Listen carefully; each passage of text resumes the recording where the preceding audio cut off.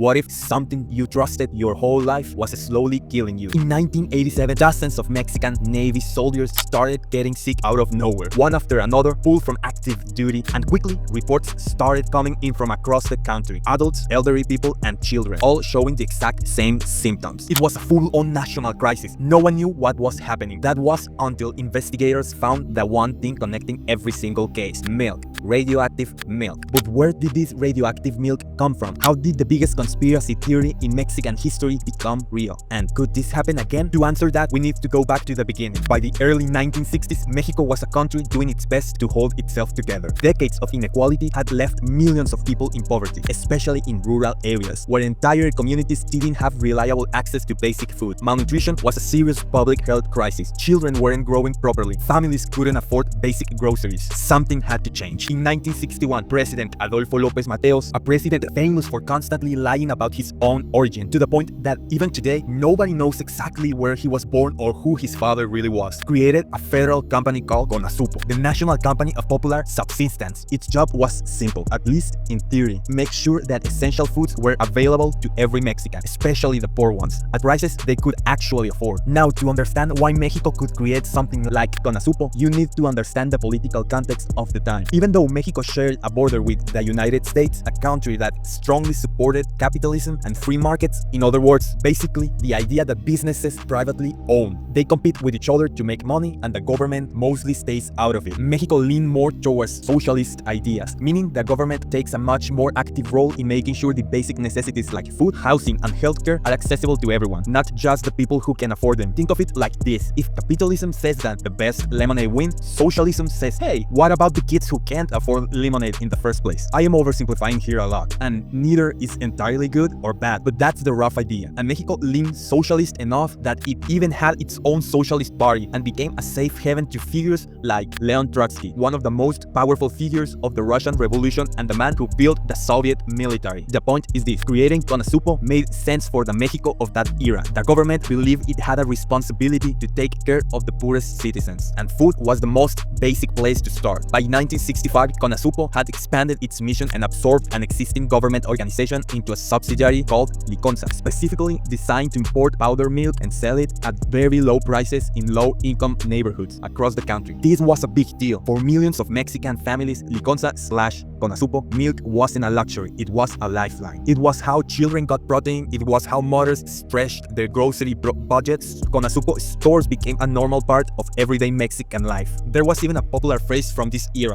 ya se supo CONASUPO. Now, CONASUPO in the phrase doesn't really mean anything, it just rhymes. But the phrase roughly translates to something like, now everyone knows CONASUPO. But it would be better understood as, we already found out you shop at CONASUPO. It was a sarcastic joke people used when someone was caught buying discount government goods. Kind of like being caught using government cheese in the US. Something people used but were kind of ashamed of, even though there was nothing wrong with it. And most people who use it did so out of necessity, not choice. Honestly, this phrase always rubbed me the wrong way. The joke basically says, haha, you are poor and you need government help, which is dumb and classist. And look, maybe I'm overreacting here, but classism is still a huge problem in Mexico today. One of the biggest ones in my opinion, because a lot of the issues Mexico currently faces either come from classism or are made significantly worse by it. Anyway, for about 20 years, the CONASUPO program worked. Millions of poor Mexican families were better fed because of it. But that was about to change. Now we're in the 80s and things in Mexico were complicated. On one hand, Mexico wanted to look modern and prosperous to the rest of the world. They hosted the 1987 FIFA World Cup, spending millions of dollars building infrastructure that for the most part didn't serve much purpose after the tournament ended. Classic. But behind the image, things were rough. Mexico had been hit hard by the economic crisis of the 1970s, a collapse caused by too much government spending, too much foreign debt, and the broken economic model. The peso, Mexican currency, crashed after 22 years of stability. Inflation skyrocketed. A lot of people lost their jobs and their savings, and by the 80s, many had turned to crime or government aid just to survive. And you might think, surely this led to massive protests, politicians resigning, major government reform,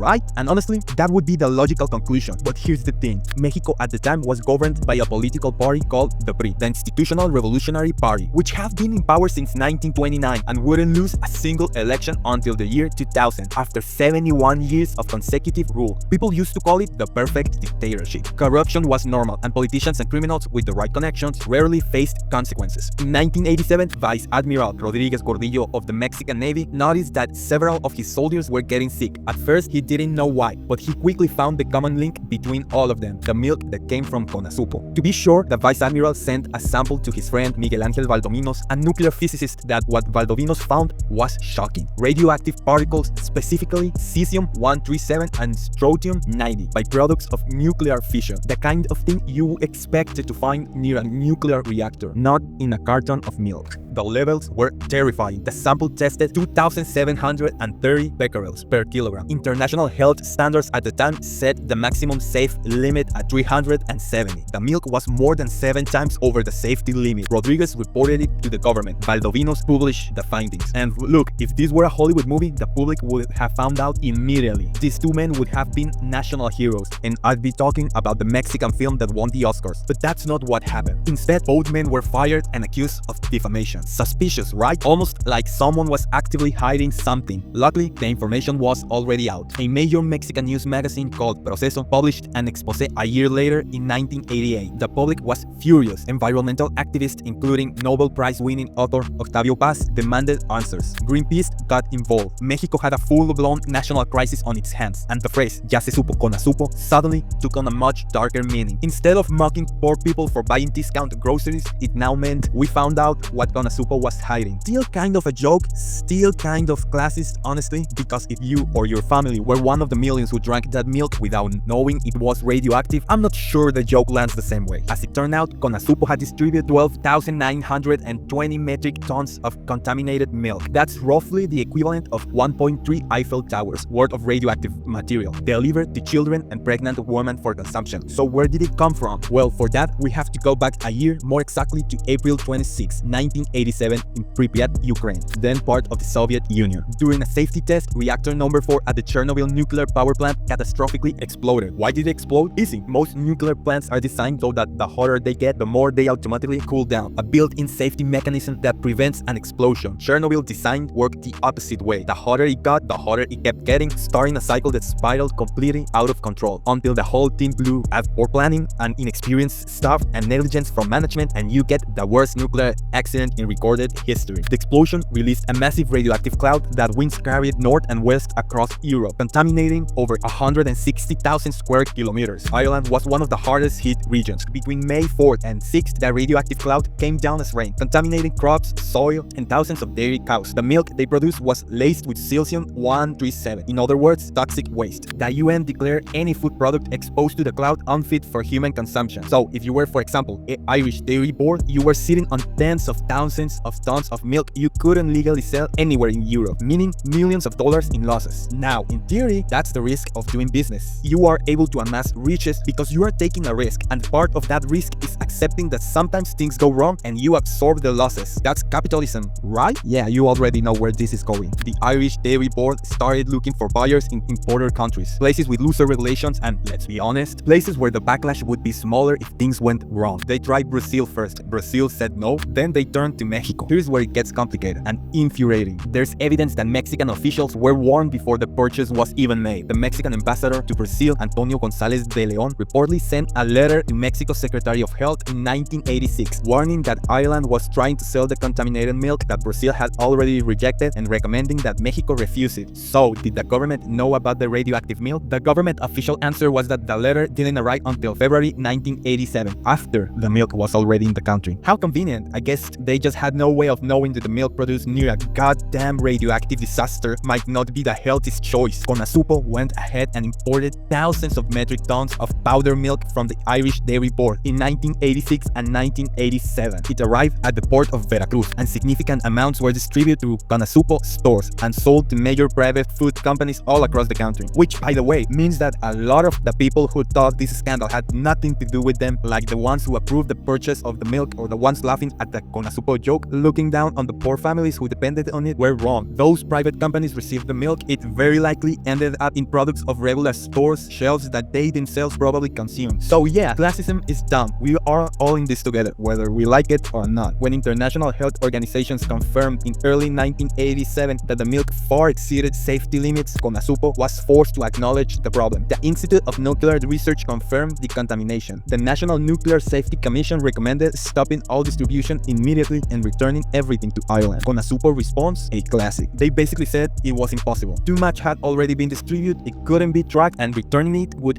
damage important commercial contracts already signed with private companies. Now, the government did come up with an alternative solution. Track down all the milk and remove it from circulation? No, that would be the sane and morally correct thing to do. Instead, their big idea was, what if we just diluted the radioactive milk with clean milk, spread the contamination thin enough that it technically falls under the safety limit? Genius, give them the Nobel Prize. To be fair, it might have worked technically, but they didn't even do that because it would have been too expensive and too complicated. It wasn't until March 1988 and only after massive public pressure, protest, and media coverage that Mexico officially returned the remaining milk to Ireland and recovered the cost of the milk. And surely, at least someone went to prison for endangering an entire country, right? A congressional investigation eventually concluded in 1999, 12 years later, that CONASUPO had been negligent and the officials knew about the contamination before approving the purchase and that there have been significant misuse of public funds throughout the entire operation. CONASUPO was shut down the same year, not because of the milk really. It was mostly because of a long list of other corruption cases, but at the end it was gone. No one was prosecuted. No one went to prison. Remember what I told you about the PRI ruling for 71 years and how being well connected meant you rarely face consequences? Yeah. And as for the victims, doctors at Mexico City Federico Gomez Children's Hospital reported a sudden spike in childhood cancer cases between 1987 and 1990. Later research found a 300% increase in childhood cancer rates in communities that depended on CONASUPO between 1987 and 1999. But I guess that's just a coincidence. No scientific study was ever conducted to definitely prove the connection. The government never officially acknowledged specific victims and the full amount of milk that reached the consumer was never confirmed. We still don't know how many people were affected, so I guess at the end of the day, no se supo, CONASUPO.